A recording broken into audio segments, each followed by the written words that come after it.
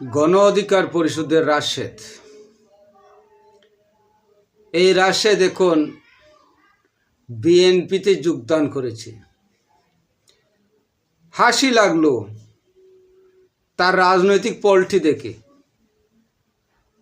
গণ অধিকারের সাধারণ সম্পাদকের পদ ছেড়ে আজকে সে বিএনপির সাধারণ একজন সদস্য হয়ে গেল।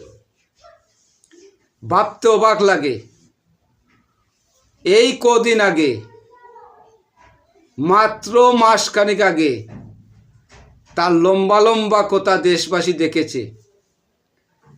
তার অনেক লম্বা লম্বা কথা জাতীয় পার্টি দেশবাসী শুনেছে। জাতীয় পার্টির কেন্দ্রীয় অফিসে তার নেতৃত্বেই আগুন দেওয়া হয়েছে।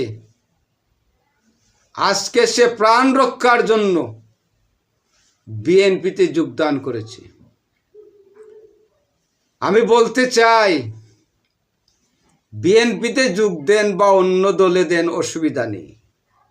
আমি জানতে চাই, রাশেদ সাহেব কার প্ররোচনায় জাতীয় পার্টির অফিসে আগুন ধরিয়েছিলেন? হিসাব কিন্তু কড়ায় গন্ডায় দিতে হবে আপনাকে।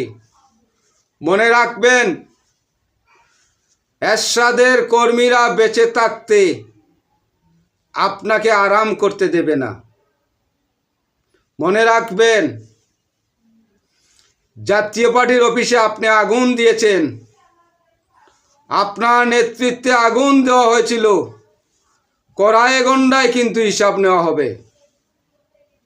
একটি কথা মনে রাখবেন জাতীয় পার্টির কর্মীরা, রাশেদকে যেখানে পাবেন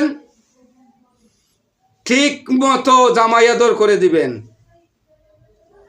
তার মতো অপদার্থ নব্য রাজনীতিবিদকে বাংলাদেশে শিক্ষা দেওয়া প্রয়োজন।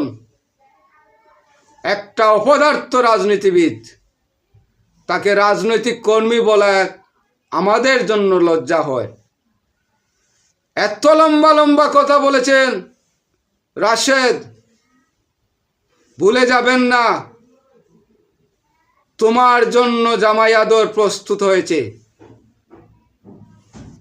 অচিরেই আপনি দেখবেন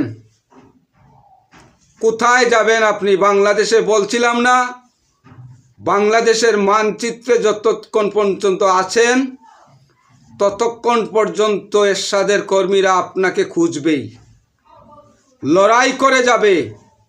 মনে রাখবেন, আমরা মৃত্যুর ভয় করি না, আমরা কারাগারের ভয় করি না।